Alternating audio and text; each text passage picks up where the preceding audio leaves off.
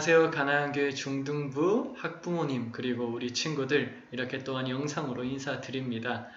또 다시 이렇게 데살로니가에 대한 데살로니가 전후서에 대한 공부를 하고자 이렇게 영상을 켜주고 이 옆에 앉아주셔서 정말 감사합니다. 이 시간 곧바로 데살로니가 전후서에 관해서 대략적인 이야기들을 함께 나누어 볼까 합니다. 그러면 바로 영상을 PPT로 전환해서 한번 보도록 하겠습니다.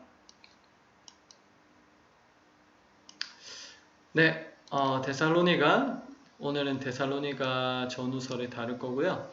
데살로니가 전서부터 먼저 함께 나누어 볼까 합니다. 데살로니가 전서는 사실 사도 바울이 정말 기쁨으로 그렇게 쓴 편지입니다. 사도 바울이 위로를 받고 기쁨으로 쓴 편지인데요. 그래서 기록 동기가 믿음과 사랑의 기쁜 소식으로 말미암아서 데살로니가 교회로부터 기쁜 소식을 들어서 너무 기뻐서 편지를 쓴 것이 바로 데살로니가 전서인데 어떤 배경을 가지고 있는지 한번 PPT로 보도록 하겠습니다. 저번 주에 사도행전을 통하여서 저희가 2차 전도 여행을 살펴봤고 거기서도 제가 대략적으로 데살로니가 교회에 대해서 이야기를 했습니다.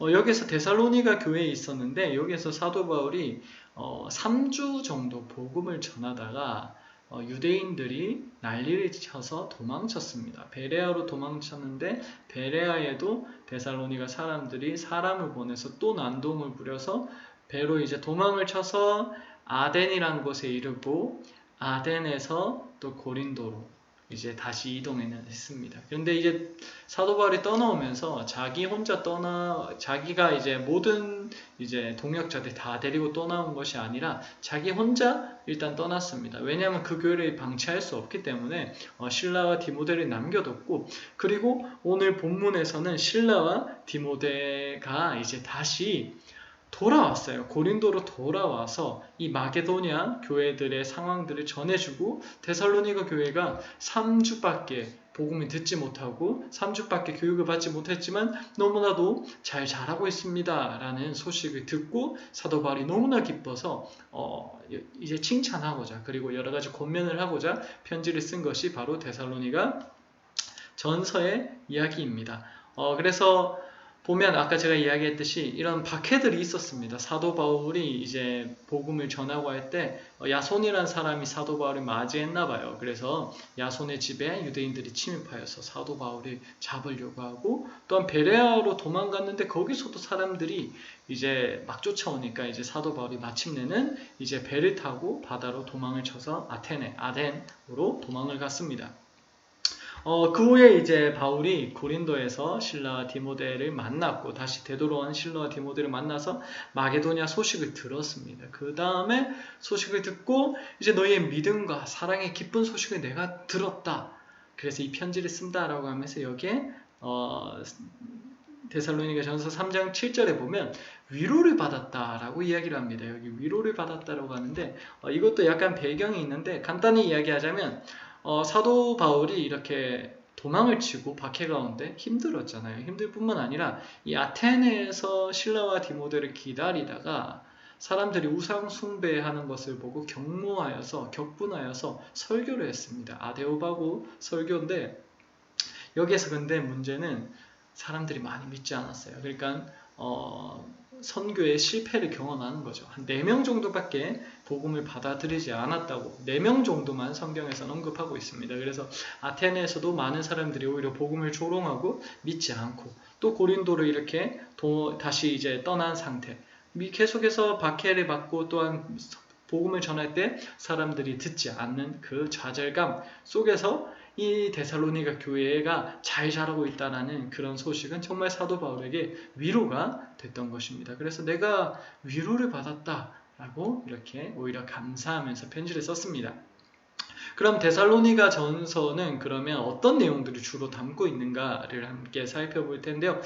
데살로니가 전서는 데살로니가 서신은 특이하게 그 어떤 서신서보다 예수님의 재림, 강림을 이제 임하신다는 것을 너무나도 강조하고 있습니다. 그래서 총 5장이거든요. 데살로니가 전서가. 근데 5장에 매 장마다 한 번씩 그리고 한 번 이상씩 강림이라는 그런 말씀이 계속해서 나타납니다. 예수님께서 재림하신다, 강림하신다는 것을 계속해서 이야기를 하는데, 그래서 왜 그러냐, 왜 그렇게 재림과 강림을 계속해서 이야기하느냐를 또한 살펴봐야겠죠. 일단 여기에서 보면 1장 10절, 3장 13절 외에도 정말 6번 정도 강림, 재림 이런 말씀이 나옵니다. 주님께서 다시 강림할 것을 너희가 기다리고 있다. 그리고 너희가 주님께서 강림하실 때, 재림하실 때 너희가 하나님 아버지 앞에서 흠이 없으면 좋겠다 라고 이렇게 권면하기까지, 어쨌든 재림을 정말 많이 이야기해요. 그러면 왜 그럴까? 그거는 데살로니가 교회의 상황을 우리가 이해할 때 조금 더 잘 알 수 있습니다. 데살로니가 교회는 어떤 교회였냐면 박해받는 공동체였습니다. 그게 무슨 말이냐면 사도행전도 그렇고 데살로니가 전후서에서도 다 등장하는데요. 환난을 받고 박해를 받는 것이 바로 데살로니가 교회였어요.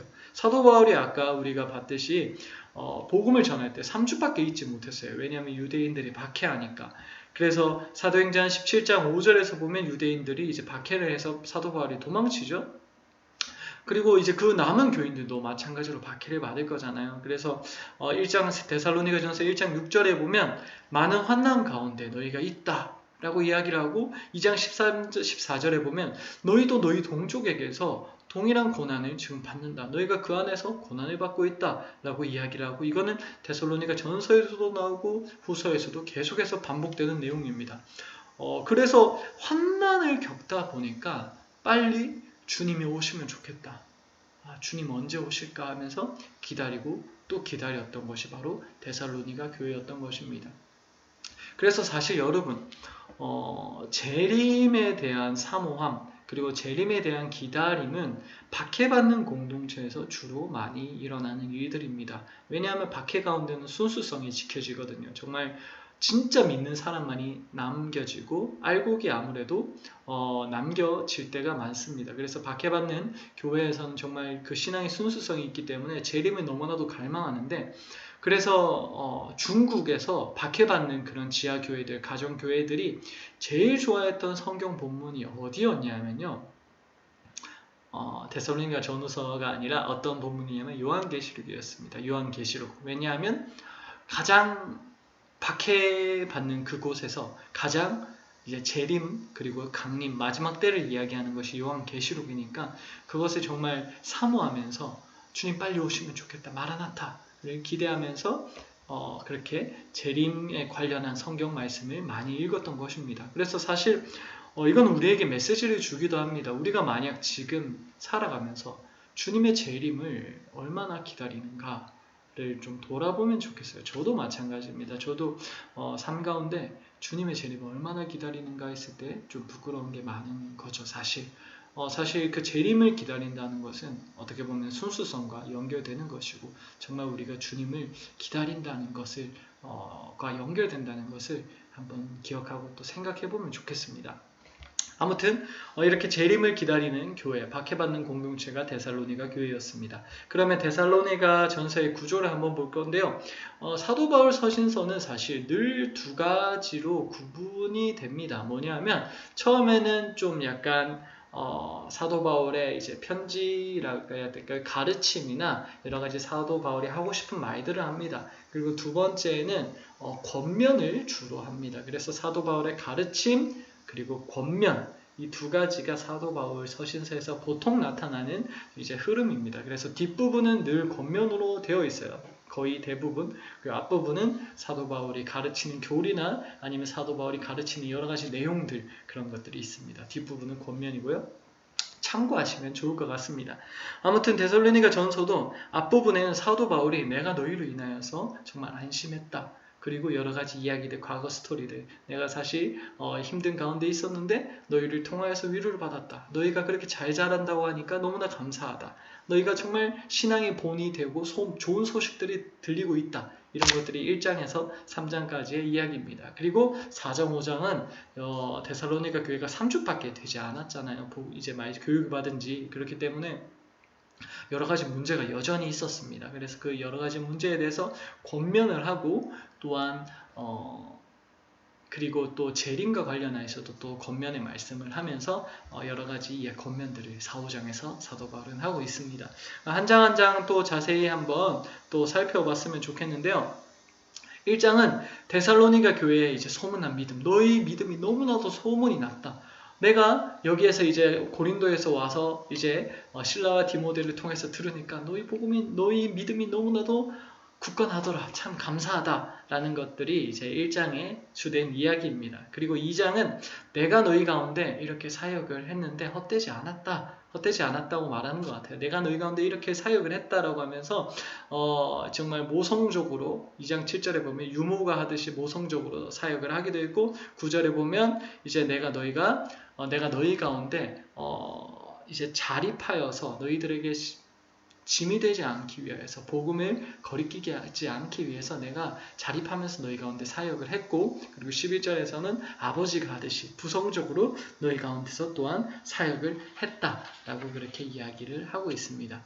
그리고 3장은 이제 에피소드를 들려줘요. 이제 내가 너희 가운데 이제 걱정을 했는데 실라와 디모데를 통하여서 기쁜 소식을 들었다. 너희의 모범적인 신앙을 들었다. 그래서 너무나 감사하다라고 3장에서 또한 그렇게 데살로니가 교회의 모범적인 신앙을 지켜 세워줍니다. 그렇지만 여러 가지로 데살로니가 교회가 건강하고 3주치고는 너무나도 잘 성장하였지만 그럼에도 불구하고 여러 가지 문제점이 있었는데 3가지 문제점을 사도 바울은 지적하고 있습니다. 왜냐하면 아직 신앙의 초보잖아요. 많이 배우지 못한 교회이기 때문에 또 이제 가르쳐 주는데 뭐냐면 4장 3절에 보면 이제 음란을 지적합니다. 하나님의 뜻은 이것이니 너희의 거룩함이라 곧 음란을 버리고 라고 하는데 사실 여러분 이게 이거 당연한 건데 지적해야 될 정도면 데살로니가 교회가 큰 문제가 있었다라고 할 수도 있지만 사실 오늘날에는 우리가 도덕적으로 많이 이제 성숙한 세계를 살고 있습니다. 그런 나라, 그런 문화 속에서 살고 있는데 사실 헬라 문화 속에서는 음란이라는 것이 그렇게 지탄받는 문화가 아니었습니다. 그래서 공공장소에서도 여러 가지 그런 뭐라고 해야 될까요? 그런 성적인 것들이 정말 많이 드러나는 것이 당시의 문화였어요. 그러니까 거기에서는 종교 자체가 음란하고 연결이 돼서 그냥 신전 가서 신에게 종교적인 그런 행사를 하는 것 자체가 성과 관련되어서 이루어지고 그런 것들이 그냥 공공연하게 사회적으로 지탄받는 분위기가 아니라 그냥 이루어지는 그런 상황이었습니다. 그러니까 기독교가 초대교회가 이렇게 성장하게 된 배경 중에 하나가 뭐냐면 정말 뛰어난 도덕성이었어요. 당시 헬라 사회는 도덕적으로 정말 문란하고 그것이 당연하다고 생각했는데 거기에서 당연하다고 하는 것 중에서 그런 문화 속에서 아닌 것을 아니다 라고 말했기 때문에 기독교가 그렇게 성장할 수 있었던 것입니다. 그래서 정말 어쩌면 우리가 지금 교회가 지탄받는 것도 어쩌면 우리가 사회보다 뉴스 매스컴에 보면 맨날 저희 목회자들의 잘못이죠. 저를 포함해서 많은 사람들의 잘못인데 지탄을 받잖아요. 맞죠? 그런 것들이 오히려 우리 복음화가 되지 못하도록 막는 게 아닌가 그런 생각을 합니다. 초대교회는 그렇지 않았어요. 초대교회는 오히려 반대로 세상에게 갈 길을 알려줬습니다. 도덕적으로 더 올바르게 살았고 그래서 세상이 다 맞다 할 때 아니다 라고 말했던 그런 교회였고 그 모습이 여기에서도 나타나는 것입니다. 우리가 다시 회복해야 될 모습이겠죠. 그리고 두 번째 문제점은 4장 11절에 보면 무의도식하는 사람들, 일 안 하고 먹고 마시는 사람들이 있었는데 이건 뭐냐면 데살로니가 후서에서 좀 더 자세히 나타나는데 아까 재림을 강조하는 교회가 데살로니가 교회라고 했잖아요. 너무 힘드니까. 그런데 여기서 이제 주님께서 곧 재림하실 건데 내가 지금 이렇게 농사하고 내가 이렇게 열심히 살 필요가 없는 거예요. 그냥 먹고 살면 돼. 그러다 곧 주님 오시니까. 그래서 그냥 먹고 사는 사람들이 너무나도 많았다라는 것입니다. 그래서 이런 무의도식하는 사람들을 사도 바울이 경계했습니다. 그런데 제대로 해결 안 되니까 데살로니가 후서를 다시 한 번 더 고린도에서 써서 이제 보내게 되었죠. 그리고 4장 16절에 보면 당시 데살로니가 교회는 재림을 기대는 하되 주님께서 오시면 지금 살아있는 사람만 주님께로 가고 죽은 사람은 끝 것이라고 생각을 했던 것 같습니다. 그래서 이제 죽은 자에 대해서 슬퍼하는 거예요. 같이 이제 주님과 함께하지 못하니까, 그래서 너무 슬퍼하니까 사도 바울이 그게 아니다. 죽은 사람은 오히려 우리보다도 먼저 주님을 맞이할 것이다 라고 사도 바울이 가르쳐주고 있습니다. 그래서 세 가지 문제를 사도 바울이 지적하고 가르쳐주는 게 4장의 주된 이야기들이고요. 그리고 5장에서는 권면을 합니다. 여러 가지 권면을 하는데 특히 우리에게 중요한 권면 중 하나가 이제 재림 가운데 어떻게 데살로니가 교회가 재림을 기대하고 있는데, 그러면 재림을 어떻게 기다리고 있을 것인가 라고 했을 때, 우리는 낮에 속하였으니 정신을 차리고 믿음과 사랑의 호심경을 붙이고 구원의 소망에 투구를 쓰자 라고, 믿음과 사랑과 소망 가운데 재림을 기다리고 있어야 된다라고 권면하고 있습니다. 그리고 16절에서 18절, 이거 저희 많이 들어봤을 거예요. 항상 기뻐하라, 쉬지 말고 기도하라, 범사에 감사하라 라는 정말 세 가지, 우리에게 항상 이렇게 정말 기독교인이라 한 번쯤은 들어봤을 그런 권면입니다. 사도 바울이 데살로니가 교회. 그런데 이 교회가 이 권면을 언제 들었냐 하면 박해 가운데 들었거든요. 박해 가운데 항상 기뻐하고 쉬지 말고 기도하고 박해 가운데 감사하라 라고 이야기했던 건 뭐냐면, 성령님 안에서 너희가 그렇게 살아낼 수 있고, 그 가운데 너희가 오히려 성령님과 함께 이렇게 살아낼 때 더욱더 풍성하고 그렇게 사는 게 하나님의 뜻이다 라고 이야기를 하고 있습니다. 상황으로 너희가 기뻐하고 감사하고 그렇게 기도하라 라는 것이 아니라 성령님 안에서 그렇게 살아낼 수 있다 라고 말하는 게 사도 바울의 취지라는 점 기억하시면 좋겠습니다. 박해 가운데 너 잘 살아야 돼 그렇게 가볍게 이야기한 것이 아니에요. 사도 바울은 누구보다도 박해를 받았지만 성령님 안에서 기쁨으로 그렇게 걸어갔기 때문에 이렇게 권면을 했던 것입니다. 그리고 이외에도 기타 특징들이 있는데, 성경에서 이제 최초로 이제 역사 순으로 볼 때, 성경 순서 말고 역사 순서로 볼 때 최초로 믿음, 소망, 사랑을 이제 언급한 게 데살로니가 전서가 아닌가 싶습니다. 어쨌든 1장 3절에 보면 믿음의 역사, 사랑의 수고, 그리고 주 예수 그리스도에 대한 소망의 인내가 너희 가운데 있더라 라고 감사하고 있고요. 그리고 세 가지 믿음의 본을 이야기하고 있습니다. 더 이상 내가 말할 게 없다. 너희 믿음 정말 잘하고 있고 형제 사랑 잘하고 있고 재림신앙 잘 가지고 있다라고 해서 정말 칭찬받는 교회가 바로 데살로니가 교회였습니다. 사실 5장 정도밖에 되지 않기 때문에 짧게 넘어가고 개간이기 때문에 길지 않습니다. 참 감사하죠. 데살로니가 후서는 더 짧습니다. 3장이기 때문에 한번 살펴보도록 하겠습니다. 데살로니가 후서의 주요 주제는 뭐냐면, 이제 아까 이야기했듯이 아까 데살로니가 전서 4장 11절이었죠. 거기에서 보면 이제 무의도식, 이제 재림에 대해서 잘못된 자세를 가진 사람들이 있었잖아요. 그런데 그것이 계속 유지되고 더 확대됐던 것 같습니다. 그래서 이 초임박한, 곧 주님께서 임하실 것이다, 강림하실 것이다 라고 하는 그런 종말론에 대해서 부작용이 데살로니가 교회에 계속해서 커졌던 거예요. 그래서 사도 바울이 다시 후서를 썼습니다. 그래서 보면 3장 11절에 보면 너희 가운데 게으르게 행하는 사람이 있다 라고 하면서 혼내고 있습니다. 주님께서 곧 임하신다고 하면서 게으르게 행하는 사람이 있는데 그렇게 하면 안 된다 라고 이야기를 하고, 심지어 데살로니가 교회에서 어느 정도 수준으로 이 재림에 대해서 이렇게 너무 광적으로 나타나냐면 사도 바울의 편지를 위조하는 사람까지 있었습니다. 그래서 영어로나 또는 말로나 또는 우리에게서 받았다는 편지로나 사도 바울은 쓰지 않았는데 주의 날이 이르렀다고 하는 사람들이 있더라. 사도 바울의 편지까지, 아니면 내가 영어로 봤다, 아니면 뭐 말로나 해서 주님의 날이 임하였다라고 계속 겁주는 사람들이 있었던 거예요. 이제 환난 가운데 재림을 사모했지만 정도가 지나친 거죠. 그래서 너무나 열광적으로 이제 중도를 지키지 못하고 이제 곧 임하실 거야, 나 마음대로 살 거야 라고 하면서, 옛날에 다미 공동체라고 여러분이 태어나기 전이었을 거예요. 그래서 이제 주님께서 임하신다고 이제 흰옷 입고, 뉴스에도 나왔어요. 막 흰옷 입고 막 휴거한다고 했나요? 아무튼 그렇게 다미 공동체로 이단이 사람들이 현혹했죠. 그래가지고 막 사람들, 성도들이 전 재산 때려받고, 막 이제 왜냐하면 천국 갈 건데 재산이 뭔 의미가 있냐고 그 교회에 헌금하고 그랬다가 주님은 임하시지 않았죠. 왜냐하면 주님은 때와 시기는 아무도 모르거든요. 예수님조차도 알지 못한다고 했습니다. 왜냐하면 예수님은 아버지 하나님께 순종하였기 때문에 그때를 하나님께 온전히 맡겼거든요. 그런데 어떻게 그때를 안다고 하겠습니까? 그래서 그런 혹시나 주님께서 곧 임하신다 라고 이야기할 수는 있죠. 그렇지만 임하신다고 기대할 수는 있지만 언제 임하신다 라고 곧 이제 진짜 임한다, 언제 임한다 라고 시점을 이야기하는 사람들은 100% 이단입니다. 그것들 꼭 기억하시고, 제가 만약 내일 예수님 임하신다 라고 이야기를 하면 제가 이단인 겁니다.